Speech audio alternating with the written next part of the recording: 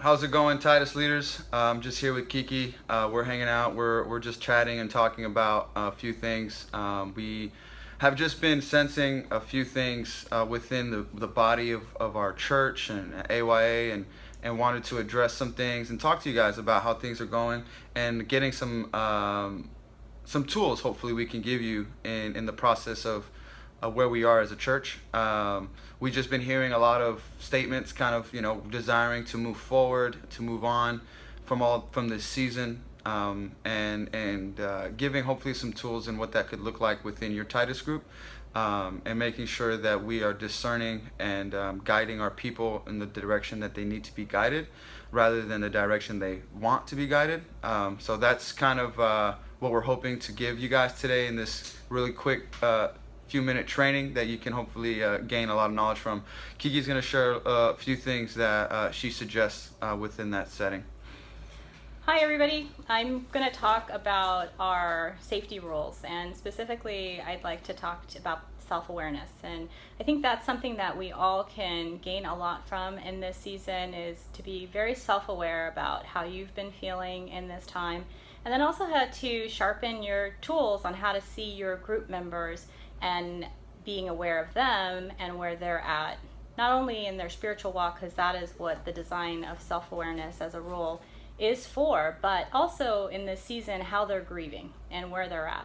Grieving can be a very long process. You got to remember that Pastor Chris and Josie have been at the forefront of this church for going on 12 years, would have been this year, and their loss is pretty significant to the community, and we are going to struggle with it.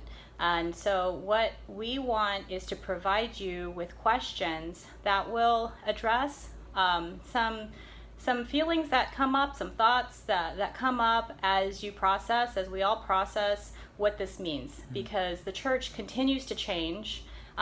We have more changes coming down the pipeline as we try to figure out and restructure, and at each step people are going to feel the loss and the difference of what As You Are was before Chris and Josie left. So we do want you to see value in questions. Do remember your God is a reflective God who really asks his people to ask questions and reflect on your own thoughts and behaviors.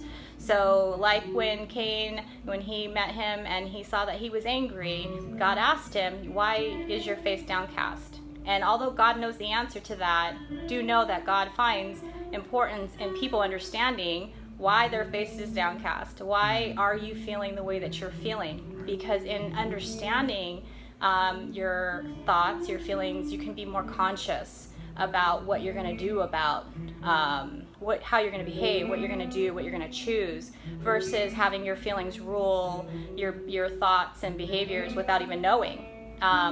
So as the leaders, just know that for you, first and foremost, be self-aware of how you are handling the loss.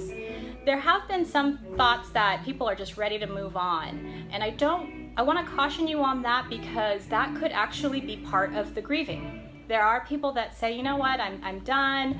I wish that we could just move on. And the more you listen and talk to them, you also see that what they're really saying is, I'm tired of feeling this way, and I just don't want to feel like this anymore. So know that sometimes the first message you get is not the entire message. We just want you to sharpen your toolkit for that by saying, what are they really saying? What is the message behind their share? So you can paraphrase and say, it sounds like you're tired of talking about these grief questions, and see where that goes. Paraphrasing is a powerful tool that you can use to just let somebody share where they're at without leading them in any direction. And in doing so, you might find that they end up telling you more than what you thought they would. So that's one suggestion.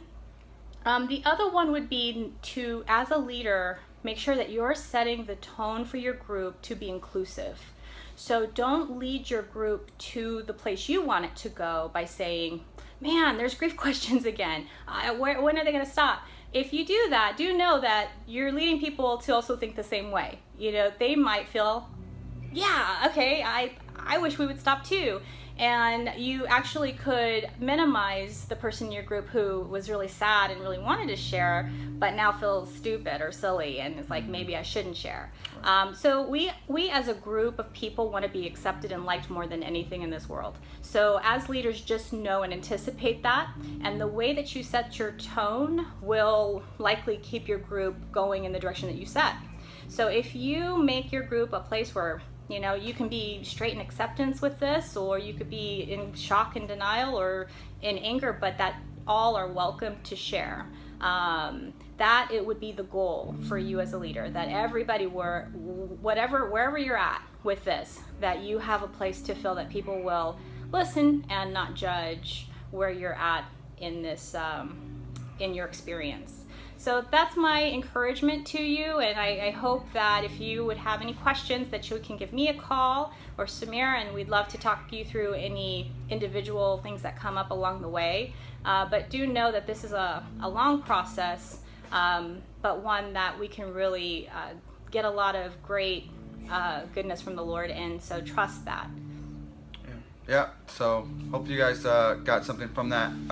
Hopefully you guys can apply that. We love you guys. We just desire to see our people led in a way that is healing and growing, and not just obliging to their emotions, and that we all can struggle with. So let's do that. You guys are shepherds in this, and come alongside us in helping our people grow. We love you guys. Take care.